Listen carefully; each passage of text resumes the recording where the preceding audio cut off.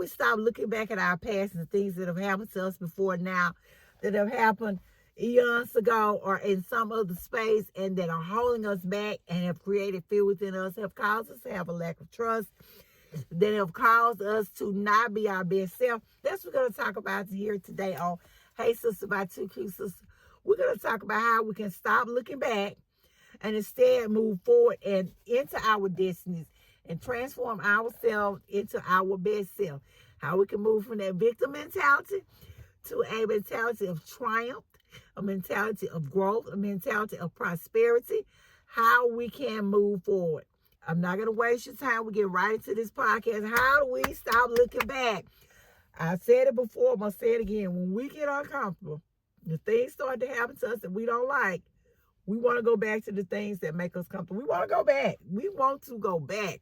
It's back to that abusive relationship, back to that crummy job that we hated, but it was safe and they gave us a paycheck and I knew everybody and I knew what was going to happen today.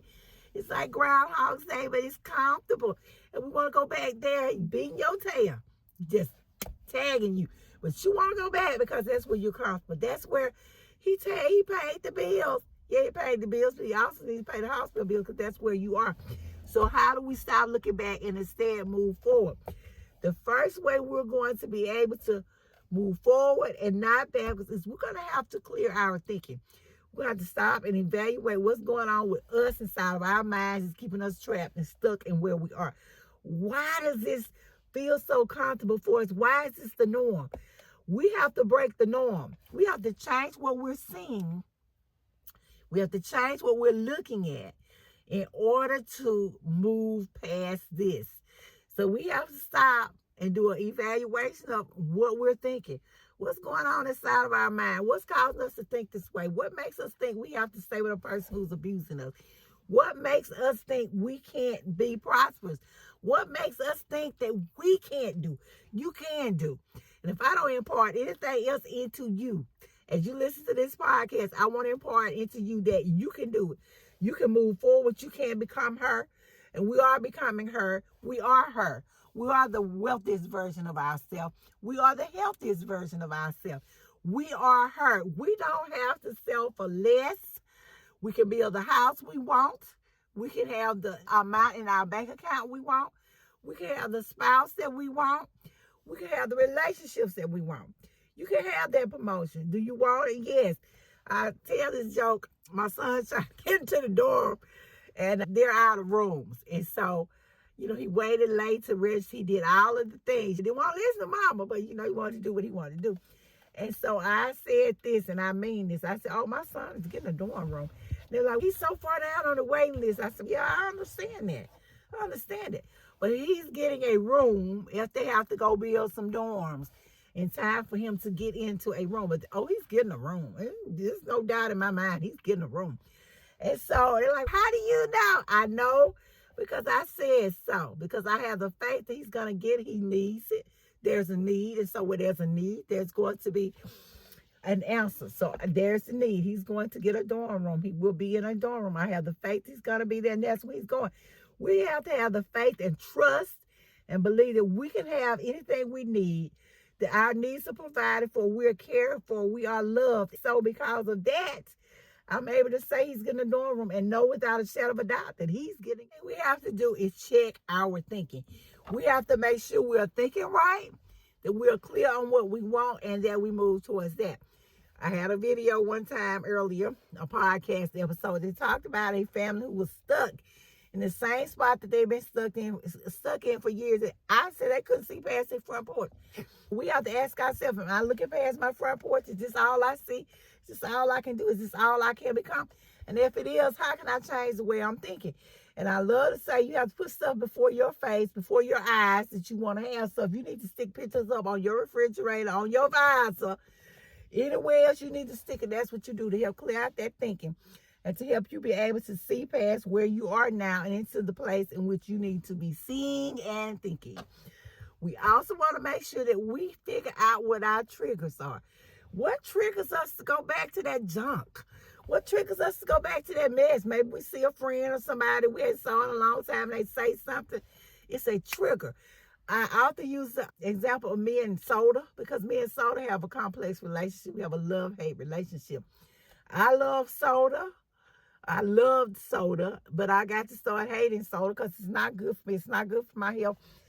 And I had this lady laugh because she said she's the same way. I can get off of soda and I'll be darned. A little while later, I get back on soda. But, I'm back at it because when I'm off of it, if I taste it, I say off of the while it tastes yucky. And I'm like, ooh, that's nasty. Why do I want it? But then once I start back and get back to consuming it, I love it. It's just so delicious. It's comfortable. We go back to what makes us feel comfortable. And so when we look at going back to situations and circumstances that are not good for us, we have to figure out what's triggering this response. What's triggering me to pick that soda up? I go back to work and I get stressed. And so the first thing I want to do is grab a soda. Now I'm having to release that. We have to release the things in which are not good for us. And we want to stop looking back at old things that we felt were comfortable that were just great. They're not great. They're not good for us. And so we're going to have to move past that. We're going to think about what we're thinking. We're going to change what we're looking at. We're going to identify our triggers. And we're going to reframe it. So when I say reframe it, my sister's very emotional. She hard-headed. I'm like, oh, she's fire, brimstone all the time. And so she gets mad real quickly. So I'm more of a calm version. And she'll tell me all the time, you just like a little Darwin off the amazing world of Gumball. She said, you always rainbows and unicorns, rainbows and unicorns. And I said, no. And I'm like, nah, I'm definitely not rainbows and unicorns all the time. But I've learned to reframe how I look at situations and circumstances. And so if we're going to move past our past, we're going to stop looking back and going back. Then we have to begin to reframe what we're looking at. We have to change it.